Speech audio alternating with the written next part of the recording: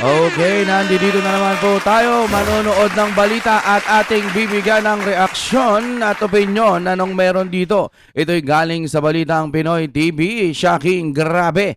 Kakapasok lang at may breaking news. Shocking lahat. Zaldi nagsalita na. Ay, parang ayoko yung nagsasalita na. Mas gusto ko yung may makukulong na. Yan, mga kaibigan, kung trip nyo na may kasamang reaction video, simulan na natin ito. Kung gusto nyo naman ng mura na at mabilis na internet, nandito na ang Fiber ni Juan. Maaasahan, kaya tawag na. Baka meron na sa inyong lugar ang Fiber ni Juan. Alright, maraming salamat sa Fiber ni Juan. I-play na ho natin to Balitang Pinoy TV, nasa description yan. Naku po, heto na. Trending na trending ito ngayon. Zaldico, nagsalita na. Okay, pakinggan natin. For the numerous allegations that have been hurled against him over the last few months. Ay, Narito, Sino ang- Pinoy TV. Balitang Pinoy TV. Sino ang kinanta? Ha? O baka nagkaka-scripan lang ho tayo dyan, ha? Kung may kinanta, dapat managot at imbestigahan. Okay? Naku po, heto na. Trending na trending ito ngayon. Zaldico, nagsalita na. Okay, pakinggan natin ang kanyang mga sinabi ng kanyang spokesperson. Okay? Ipapakita ko sa inyo mismo at magre-react tayo dyan. Okay? Pero bago ang lahat, bago natin yan, ipapakita lahat. Help me po na i-like muna ha at i-share itong video na ito para guys kakalat ito sa taong bayan. Okay? Sabay-sabay Yes. natin i-like muna at i-share itong video natin, Facebook at YouTube. 1, 2, 3, go. Okay, like and share para maraming makalam. And also guys, paki-subscribe at paki-follow ito para lagi kayong updated sa mga balita na kagaya nito. At ma-notify ang inyong mga cellphones kung meron tayong breaking news. Okay? Alright. So, kagaya nito, breaking news ito. So, sabay-sabay natin i-follow, i-subscribe, Facebook at YouTube. Ready? Follow, subscribe. 1, 2, 3, go. Ayan, thank you very much. Nagsalita na itong hinahanap na si Zaldico. Okay? Nagsalita na. Nagpadala po siya ng kanyang spokesperson. Ito, atin pong pakinggan ang kanyang spokesperson, no? Teka, bakit spokesperson lang? Dapat siya mismo kasi mamaya nagsasalita yung spokesperson tapos sasabihin niya baka itanggi niya. No? Dapat siya mismo galing sa bibig niya. Mas okay sana yun. Now my client, Representative Zaldico, has been asking me to say something in view of the numerous allegations that have been hurled against him over the last few months. Ikaw, Zaldico, siminit ka pa kay VP Sara, ha? Lalaki kang tao. Pero nasan ka ngayon? Nagtatago ka. Oo nga. Si BP Sara, inaakusahan nyo. Pero hindi nagtatago. Nandiyan dyan. No? Tapal kayo ng tapal ng mga impeachment. Pero palpak kayong lahat. No? Hindi kayo nahiya. Babae kalaban nyo. Pero hindi naman nagtatago. Samantalang kayo nagpa-check up. Ay. Si VP Sara, inakusahan si VP Sara. Nagpakita, nagpaliwanag. Ikaw, nasaan ka? Nagtatago ka. Wala kang bayag. Nagpa-check up daw. Nagpa-check up ng general check up. Ganyan? Yan, how's that?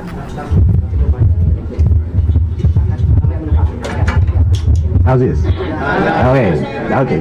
Again, my client, Representative Zaldico, has been asking me for the last few months to say something in reaction to the various accusations made Bakit kailangan pa siya ng spokesperson? Siya mismo ang magpakita. against him, no? Tsaka ang tagal bago nagsalita, pinag-aralan yung galawan. Ngayon lang pero sige, pakinggan natin. O mag-video man siya. Di ba? Bakit kailangan pa ang lawyer niya? Now, those of you who have met me in the past know that I do not litigate my cases in the media. I litigate only in courts of law where only admissible evidence matters. But I've been monitoring the news, and the narrative has become so skewed, has become so twisted, no, because of the misinformation, deliberate or not, spread by interested persons. Actually, sir, hindi po misinformation. Hinanap si Zaldico kung nasaan siya. Hindi po yan Oo. misinformation, ha? Nasaan ka na? Sumagot ka na.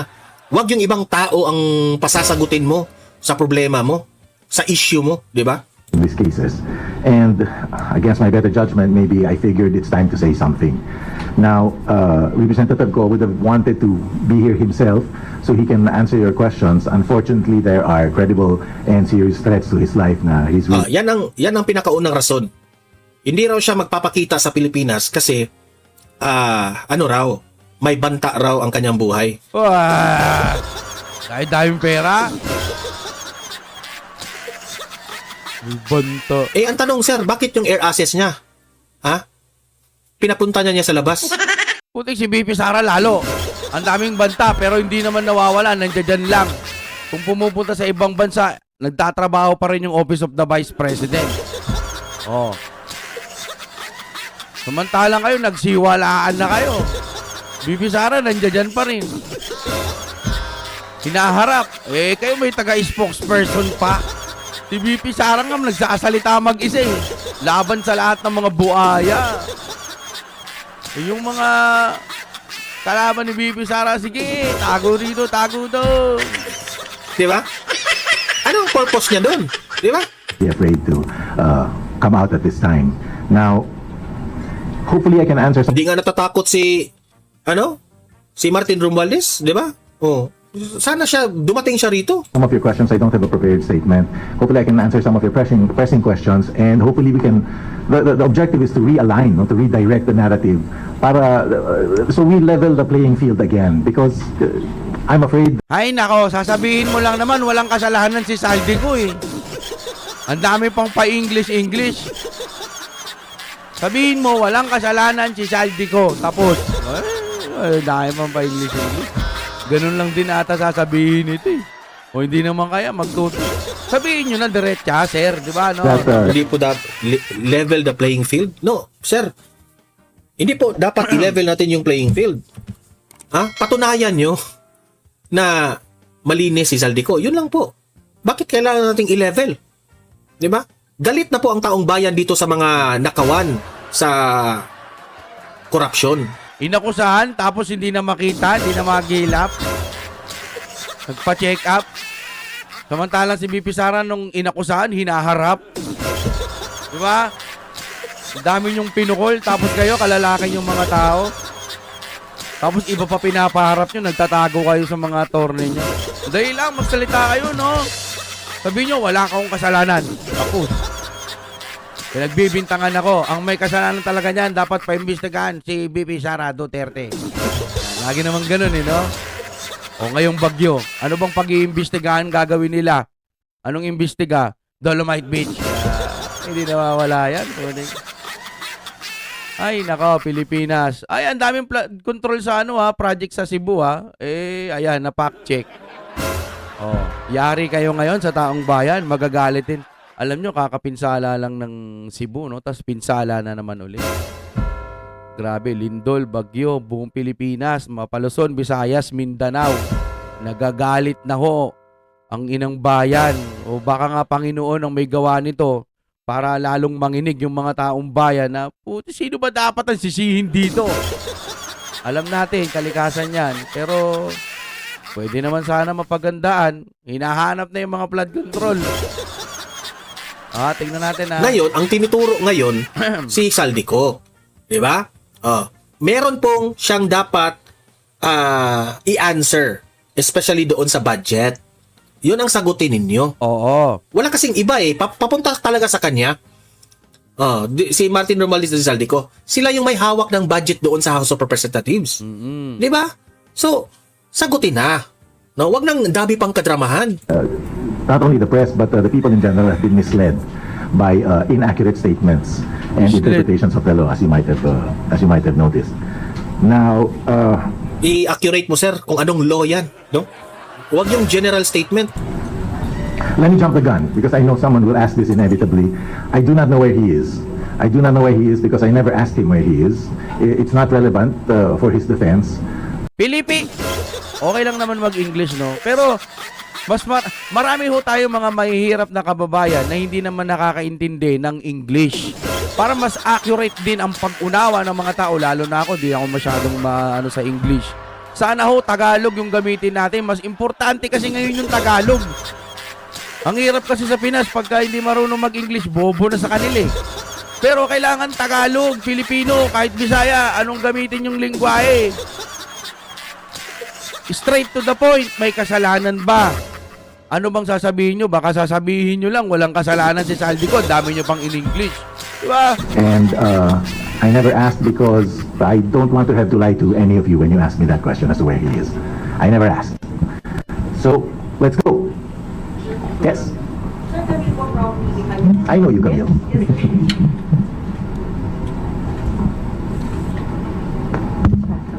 Sir, you mentioned na hindi po nagmamatter yung kung saan nasaan si Sir Gono with his defense, but the Ombudsman already sent a letter, I think, po sa residency ni Sir Go para makapag-file siya ng counter affidavit. So, ano po yung magiging tugon ng legal team for this? Kasi ang sinasabi po ni Assistant Ombudsman Nico Clavano, kapag hindi po tinik po ito ni Mr. Ko yung opportunity to file his counter, mawawala na po siya ng chance, and then they will proceed with the resolution.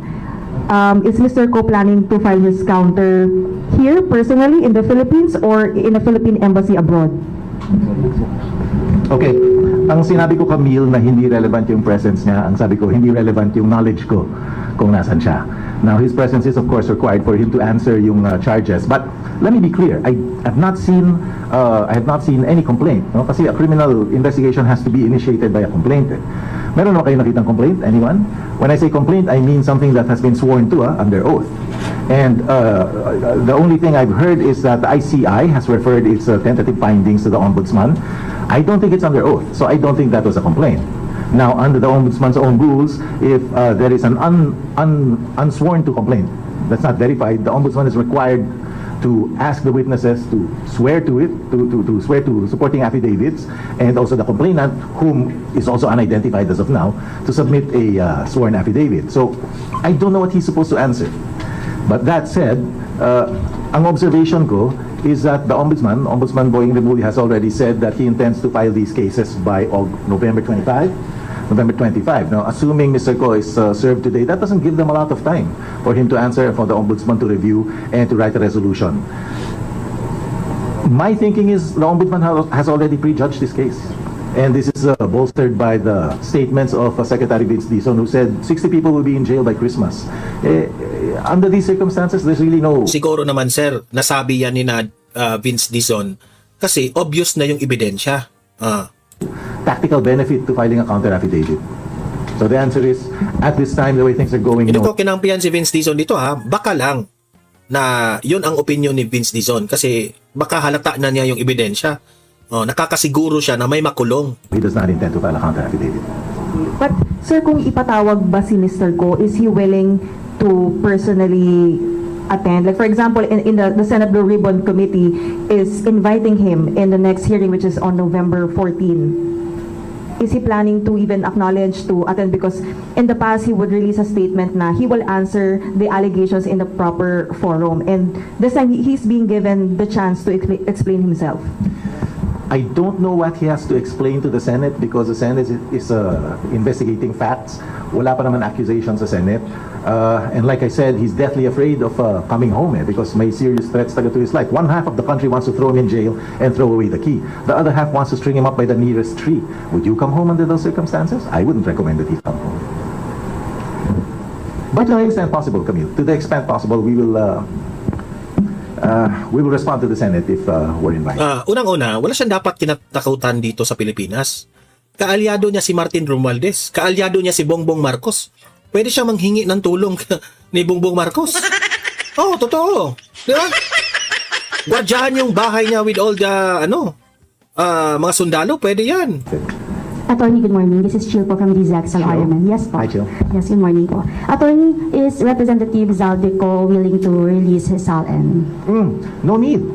Ombudsman Remulla has reversed the Martires lock on SALNs. Anyone can get his SALNs from the Ombudsman. Did I get that correctly? No need na raw. Mas mabuti kung siya yung mag-present na this is my SALN. Di ba? Bakit mahirap mahirap ba ang magbigay ng SALN? May tinatago ba siya?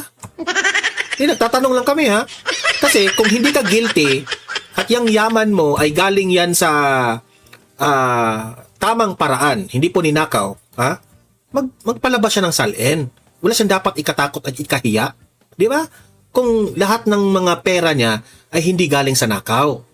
Bakit ngayon parang hindi siya kusang loob na siya yung magbigay ng kanyang SALN, di ba? I think that's one of the first things he did was to unlock the SALNs. Yeah, but sir, is Mr. Go will release his salary? He doesn't have to, Camille. It's open to anyone. I think it's the House Secretariat which has access to salary. And the Ombudsman covers different tools. No, my So I think understanding. the Ombudsman can only release SALENs for the President, the Vice President, for constitutional offices, for senators and House members. They're covered by usually the Senate Secretariat or the House Secretary General. Although I understand that the former Congressman Zaldico has now resigned, but does that mean that he's willing to voluntarily release his SALEN because no one can really compel him to at this time? I haven't discussed that with him because I am sure that the ombudsman will release his salens. I'm sure. You were talking about you're referring to the conditions imposed by the Martires lock. I think one of Boeing's first acts was to unlock the salens, and you can get it anytime. Okay. I give you a sir. copy, but I don't have I know, one. sir, but the Ombudsman is not the custodian of the SALENs. He is.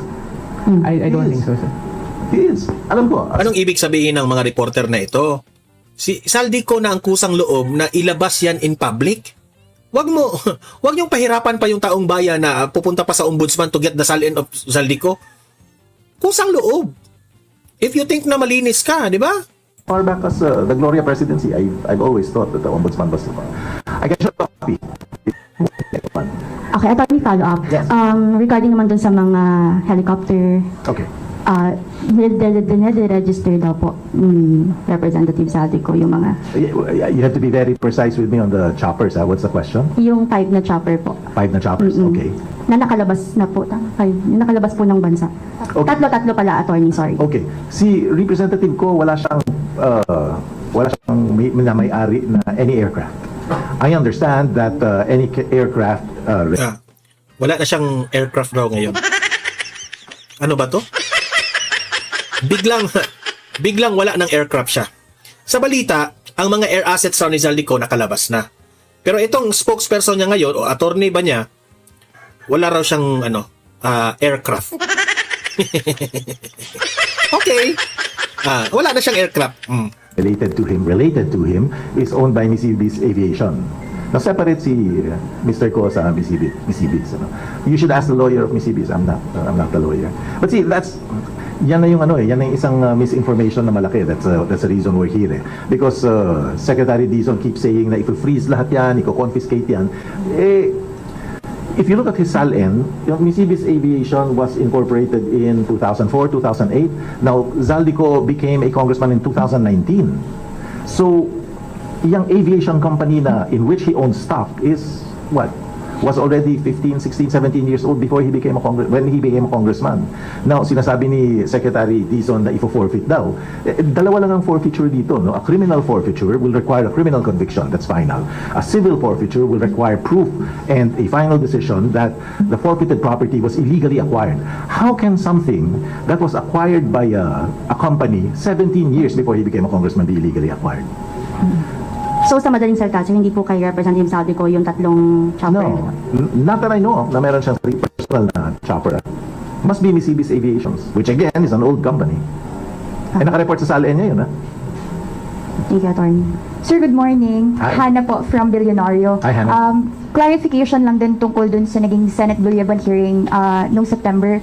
Basically, mainit po kasi yung mata ni Congressman Zaldico sa publiko because of the supposed cash deliveries made by his former aide, Orly Guteza. First, sir, can you confirm if Guteza was indeed an aide, a former aide of Zaldico?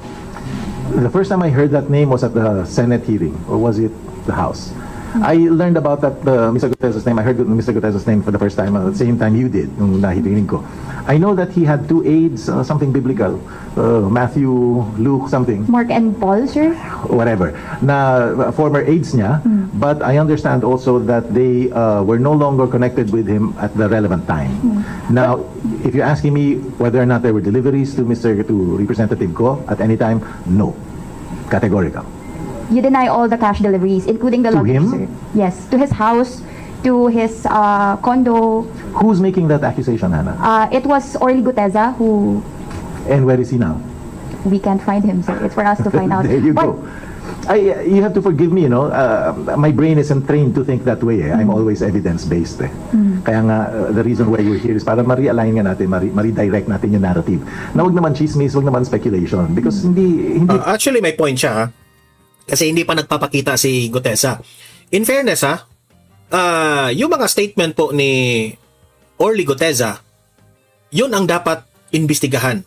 Kapag malaman na yung full statement ni Orly Gutesa doon sa Senado, yan ang makapagalaw na yung investigation. Pero sa ngayon, the problem is, merong mga taong diniscredit itong si Gutesa. Di ba? So sana naman, itong si Ping Lacson,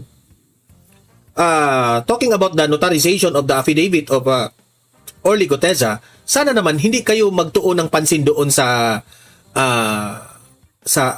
notarization. Okay? Let's focus on the statement of Orly Gutesa. Kung may nabanggit si Orly Gutesa na talagang itong si Martin Romualdez at si Zaldico ay tumatanggap ng pera, yan po ang imbestigahan natin. Nagulat kasi sila. Sa totoo lang, hindi nila inaasahan na si Gutesa lilitaw po sa Senado siguro. Kaya, ang gusto nilang atake o kailangan bumuelta sila doon sa nangyari, pukulin yung sinasabi ni Gutesa sa pamamagitan ng notaryo, hindi pinapatunayan, yung pumirma tinatanggi. Di ba? Oh, yun ang inasikaso nila, imbis na asikasuhin nila yung mabibigat na sinabi ni Gutesa. Ganun ho sana yung nangyari. Kaso dahil nga matatalino yung pumalit kay Marcoleta, nagkanda leche-leche na. Ngayon sa totoo lang, hinahanap nila nasan si Gutesa, kesyo ganire, kesyo ganito. Pinagandaan kasi ni Gutesa yung lulutang siya. Alam niya pwedeng mapahama kasama mga pamilya. Kaya sa tingin ko, base sa aking opinion, pinaghandaan niya na pwede siyang magtago muna sa ganitong mga mapagkakatiwalaan ko kasi mabigat lahat ng mga sinabi niya. At naniniwala din ako na marami tong mga ebidensya. Kaya pinaghahanap to. Ang problema, nangangamote sila. Hindi nila alam kung saan matatagpuan itong si Gutesa. Kung magsasalita man yung mga tagapagsalita ni Zaldico, ni Remulla o kung sino-sino pa. Opinion ko lang din to. Sa tingin ko, alam nilang may mga pagkakamali. Pero kailangan nilang magtrabaho bilang attorney, 'di ba? Minsan dalawa attorney diyan, 'di ba? Magkabilang panig. Yung isa diyan nagsisinungaling, yung isa naman nagsasabi ng totoo. Dahil nga trabaho mo, kailangan ipagtanggol mo yung kliyente mo. Kaya mong mapabaligtad kahit alam mong masama o hindi maganda talaga yung baliktad na eh. Ibig ko sabihin, 'di ba? Paano ko mapapaliwanag ito? Diba? Dalawa. Yung isa hindi nagsasabi ng totoo yan. Pero pag magaling ang attorney niyan, kaya niyang baliktarin yung katotohanan. Diba? May ganon. Yun ang pangit sa pagiging attorney. Sa tingin ko lang, diba? Dalawang magkampo, kayang babaliktarin. Matatalino yung mga yan Kaya ako, lalo na ang dami nang nagtuturo kay Zaldico. Ang pinakamagandang gawin dyan, ilabas nyo si Zaldico, pagsalitain nyo, hindi yung kung sino-sino yung maharap dyan sa media. Okay, maraming salamat po. Hanggang dito na lamang. Huwag nyo pong kalimutan mag-like sa ating video. Malaking tulong po sa atin yan para tuloy-tuloy po ang ating pag-update kung ano na ang mga nangyayari dito sa ating Pilipinas kung mahal.